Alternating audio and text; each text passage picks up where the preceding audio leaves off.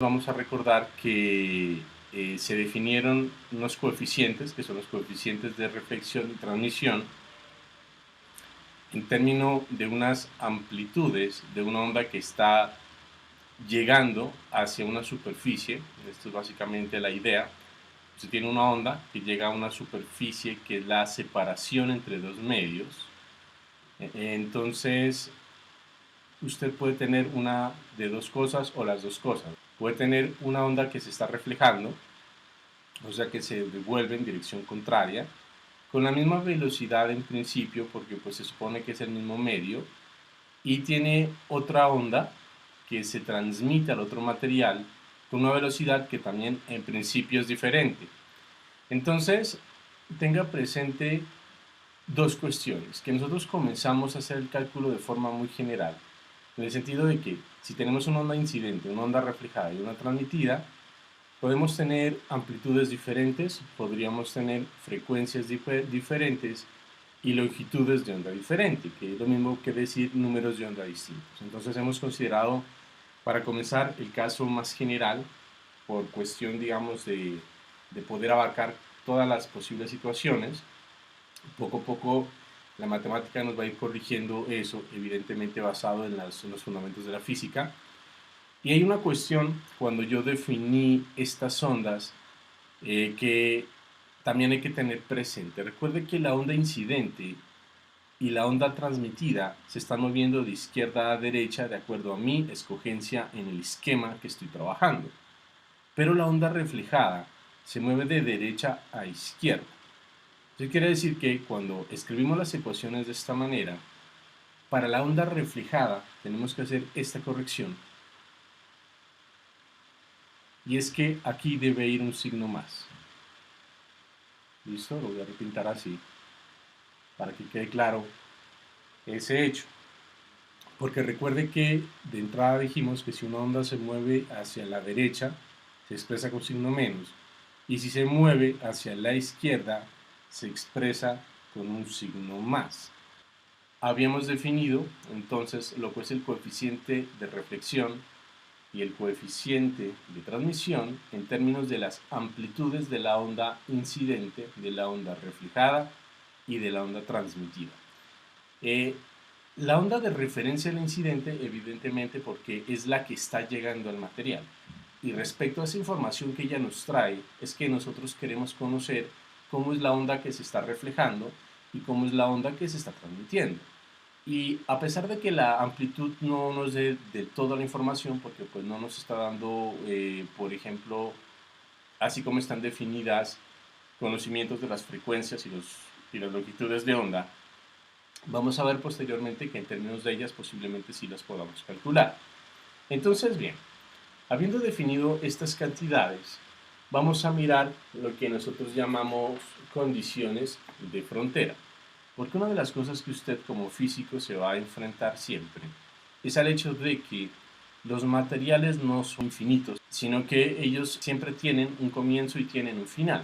Entonces, por ejemplo, el comienzo de este, por ejemplo, en algún lado tuvo que haberse dado, pero llega a un medio, quiere decir que él finaliza aquí y acá comienza otro material. La cuestión es que en esa transición de un medio hacia el otro, ahí debe satisfacerse algún tipo de condición.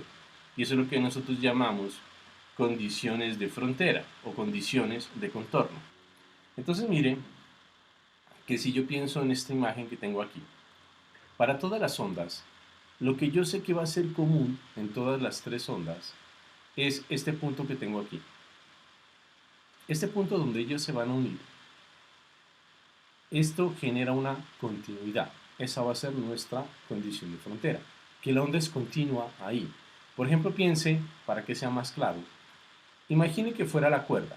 Suponga que la onda llega hasta este punto. Cuando ya está en este punto, aquí, además de la condición de ligadura, de que las dos están atadas, no tengo más condiciones, salvo que la onda va a estar continua. O sea que cuando esta llegue aquí se va a levantar, pero al mismo tiempo se levanta esta otra.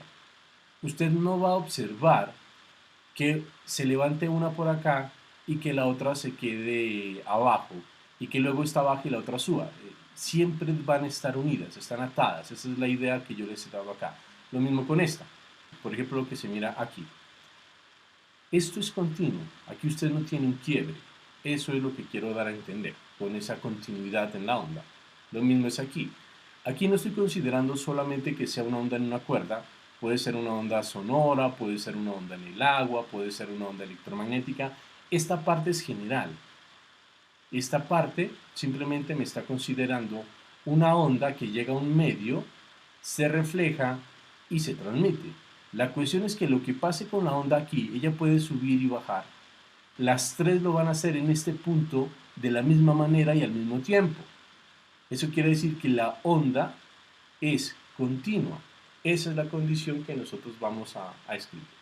Entonces, nosotros vamos a tener algo que llamamos una superposición de esas ondas.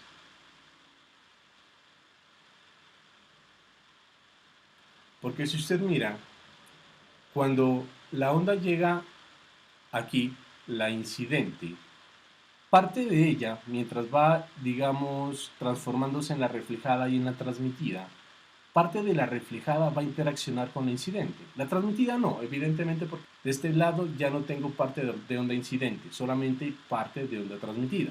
Pero aquí va a haber un momento en el tiempo y el espacio que la incidente va a interaccionar con la reflejada. Eso debe generar una superposición de las ondas, que aquí aplica lo mismo que habíamos llamado principio de superposición en la mecánica. Entonces debe haber una onda total que me genera algo que llamamos simplemente Xi. Y esto, digamos, es como si tuviéramos una onda resultante, por darle un nombre. Tal que del lado izquierdo, nuestra onda resultante, pues es, como les acabo de decir, la superposición de la onda incidente con la onda reflejada, mientras que del lado derecho tenemos la superposición, digamos esta llamémosla izquierda, a esta llamémosla derecha, simplemente de la onda transmitida, pero con ninguna otra onda, o sea que la de derecha coincide con la onda transmitida. Eso sería, digamos, lo que llamaría yo una onda resultante. Y luego, mi condición es que la onda resultante del lado izquierdo, evaluado en x igual a 0, por la izquierda entonces, va a ser igual a la onda del lado derecho, evaluado en x igual a 0, y decimos del lado derecho, por la derecha. Entonces aquí estamos ubicando el origen de coordenadas, tal que podemos entonces entender esas condiciones de contorno. Utilicemos estas dos cuestiones y vamos a reemplazarlas aquí. Por el lado izquierdo yo tengo que la onda resultante en la izquierda viene siendo la onda reflejada más la onda incidente, ¿no? Entonces hagámoslo de esta manera. Estas evaluadas en x igual a 0 por el lado izquierdo, y por el otro lado, la de la derecha dijimos que solamente es la onda transmitida, y está evaluada en x igual a 0 por la derecha, pero pues obviamente eso simplemente es una forma de escribirlo. Entonces tenemos que utilizar estas relaciones que tenemos aquí, y esas son las que vamos a reemplazar allá abajo. Observe que cuando x se hace 0, este término se va a hacer 0, este término se va a hacer 0, este término se va a hacer 0. Nos van a quedar las amplitudes, los cosenos y los productos de los ómegas por los tiempos, teniendo presente los signos. Entonces, por el lado izquierdo nos quedaría la amplitud de la onda incidente por coseno de menos omega i por t, más la amplitud de la onda reflejada por coseno de más omega i por t. He querido colocarle el más para tener presente que hay signos Recordemos que una es incidente y la otra reflejada, las dos tienen signos distintos porque están llegando, como pueden ver aquí, porque una llega y la otra se devuelve. Entonces, por ser claro, simplemente coloco el signo del más en el caso de la positiva. Y del lado derecho tendríamos la transmitida. E sub 0 por coseno, y esta tiene un menos, omega t por t. Teniendo presente que la función coseno es una función par, recuerde que coseno de menos un ángulo es igual a coseno de ese mismo ángulo. Eso hace que el signo menos que aparece aquí y el signo menos que aparece acá no sean necesarios, y entonces yo pueda simplemente escribir esto sin este término. Bueno, aquí pues ya no es necesario ser tan claro, y este también ya no es necesario. Analicemos esta ecuación que tenemos aquí. Mire que tengo una amplitud coseno de esto más esta amplitud coseno de esto otro. Y eso debe ser igual a esta otra expresión. Tenemos que asegurar que toda esta expresión siempre se satisfaga independientemente del valor del tiempo. La única manera que nosotros tenemos de que esta ecuación se satisfaga independientemente del tiempo sería cancelar al tiempo. Pero como está dentro de la función trigonométrica, no podemos cancelarlo. Entonces, la única forma de poder hacerlo es cancelar a los cosenos. Si yo cancelo coseno, coseno y coseno, pues yo garantizaría que el tiempo se va de esta expresión. Pero para que eso sea así, para poder cancelar las funciones coseno, tendrían que valer lo mismo independientemente del tiempo. Cuando ese tiempo adquiera un valor, que va a ser obviamente el mismo valor aquí y el mismo valor aquí, porque esa condición se satisface para cada tiempo determinado, lo que queremos es que se satisfaga siempre. Entonces, queremos poder hacer esto, que esto y con esto se vaya. Y para poder realizarlo, la única forma sería que las frecuencias sean iguales, que la frecuencia de la onda incidente sea igual a la frecuencia de la onda reflejada y sea igual a la frecuencia de la onda transmitida. Esta es la condición que se debe satisfacer para que esta relación matemática se satisfaga independientemente del tiempo. Mira lo bonito de esto. ¿Qué resultado nos está dando?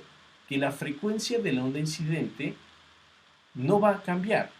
Va a ser igual a la frecuencia de la onda reflejada y va a ser igual a la frecuencia de la onda transmitida. Esa es nuestra conclusión. O en palabras más coloquiales, la frecuencia no cambia cuando usted pasa de un medio a otro. Esa es la primera conclusión importante que obtenemos de esto. Cuando usted viene de un medio para pasar a otro medio, tiene la total garantía de que su frecuencia no se ve modificada. Por ejemplo, que una onda electromagnética venga desde el espacio y entre a la atmósfera. No sabemos qué puede pasar con la longitud de onda porque todavía tenemos que llegar a eso, ahorita miramos, pero sí tenemos la garantía entonces de que la frecuencia va a ser la misma. Si es, por ejemplo, una onda de radio en el espacio, cuando llegue a la Tierra, pues va a seguir siendo una onda de radio, porque la frecuencia va a corresponder a eso. Entonces, esa conclusión, digamos, es una de las más importantes que vamos a obtener aquí y que sale de esa condición de contorno o condición de frontera. Entonces, si ya aceptamos como consecuencia matemática y física que las frecuencias no van a cambiar, miremos qué pasa con nuestra ecuación. Eso quiere decir entonces que la amplitud de la onda incidente más la amplitud de la onda reflejada, que es igual a la amplitud de la onda transmitida, se vuelve una ecuación mucho más fácil de trabajar. Y aquí voy a jugar un poco algebraicamente con esta ecuación. Voy a factorizar a este término. Si yo lo factorizo, aquí me queda 1 más si sub R0 sobre si sub I0, tiene que ser así para compensar, igual a si sub T0. Luego voy a pasar a dividir el otro término, me quedaría 1 más si sub R0, si sub I0, igual a si sub T0 sobre si sub I0. Y la idea de escribirla de esta forma realmente es a propósito, o sea, tiene un propósito, y es que aparece esto que había definido acá. Mire que me aparecen estas relaciones. R0 sobre I0 y T0 sobre I0. O sea, están apareciendo los coeficientes de reflexión y los coeficientes de transmisión. Entonces yo tengo que 1 más R es igual a T. Este resultado es el que obtenemos. Entonces miren las dos cuestiones que le estaba hablando hace un rato. Primero, si usted se da cuenta de esta relación,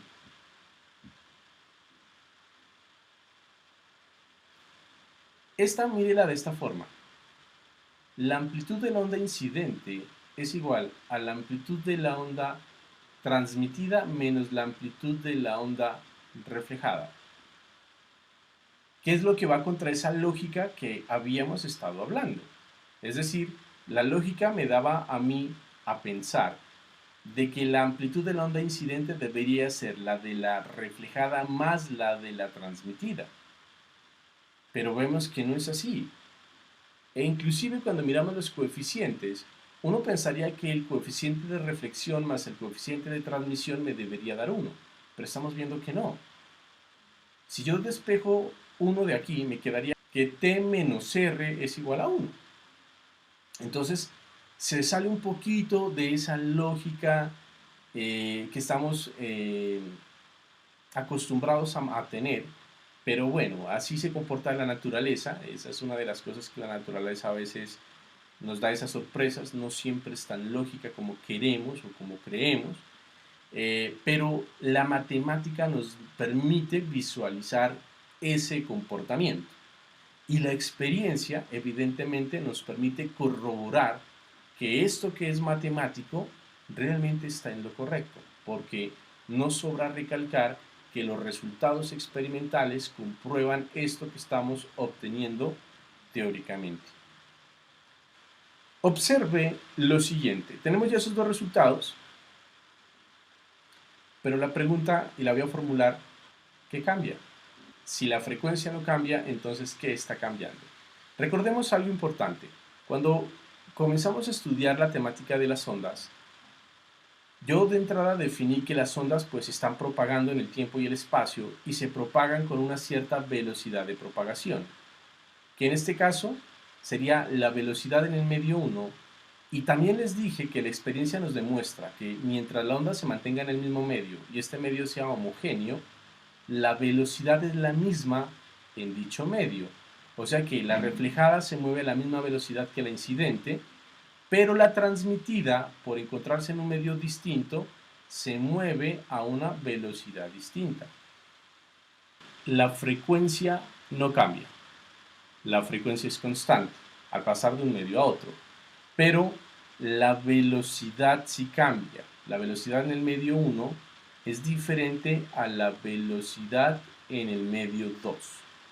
¿Qué más tenemos?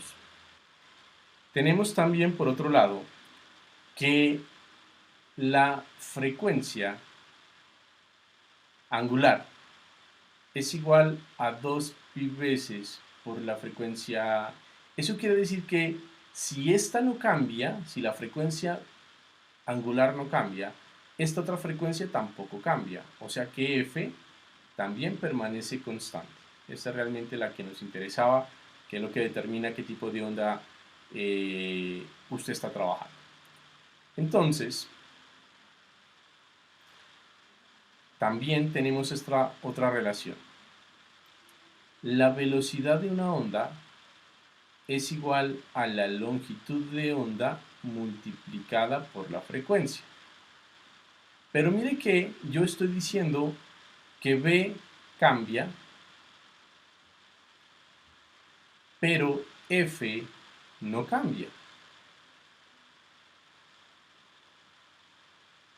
Y si esa relación siempre se debe mantener, y le digo que la velocidad cambia, pero la frecuencia no cambia, la única manera de que esto sea cierto sería entonces si lo que va a cambiar es ¿qué cosa?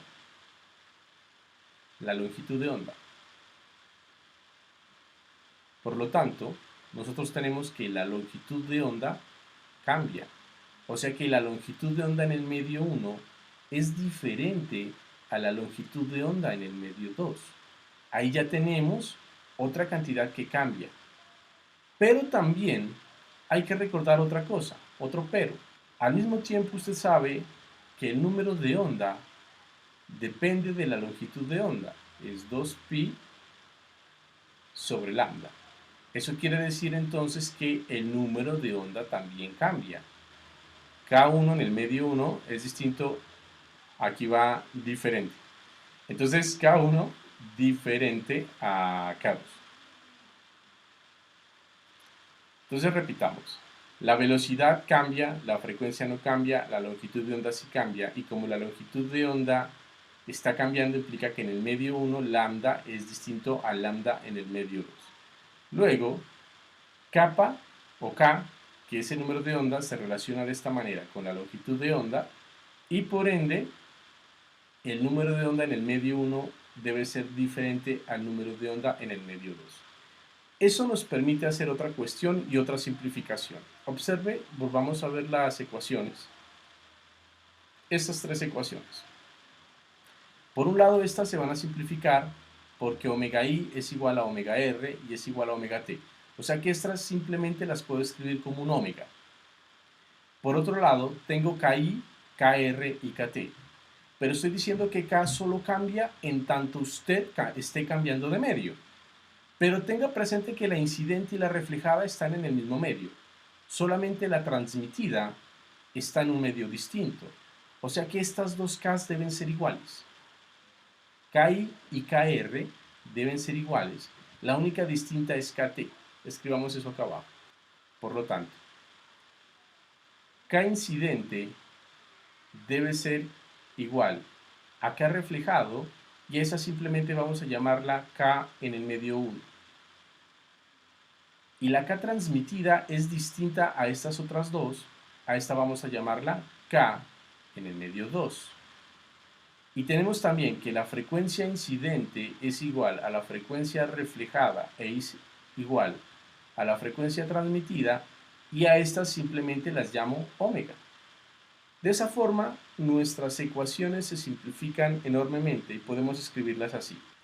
Observe cómo se simplificó la problemática, porque acá teníamos cuántas variables cuando lo escribimos así, al menos en términos de las amplitudes y las frecuencias. Teníamos 3, 3 y 3, teníamos 9 variables que trabajar cuando comenzamos a hacerlo de manera totalmente general, pero las propiedades físicas y la matemática nos llevaron a simplificar enormemente el problema, porque mire que ahora tengo 3, 4, 5 y 6. Por lo menos redujimos 3 de esas 6 variables, que eso ya es algo. Pero luego vamos a encontrar relaciones entre ellas que simplifican mucho más el problema. Entonces, acabamos de mirar lo que era la primera condición de frontera, que tenía que ver con la continuidad de la onda. Pero ahora vamos a incluir una segunda condición de frontera. Para mirar cuál es esta segunda condición de frontera, volvamos a hacer un análisis de la onda en la transición de un medio a otro, pero una onda general no voy a considerar por ahorita en el hecho de que esté pasando y transformándose en una transmitida y en una reflejada. Simplemente quiero mirar una onda con una propiedad que va a tener. Podría estar o no pasando de un medio a otro, pero lo que me interesa es el hecho de que, como estoy diciendo que ella es continua, por ejemplo, piense que pasara de un medio a otro, estoy asumiendo que es continua la onda. Voy a fijarme en un punto, voy a fijarme en ese punto, por ejemplo.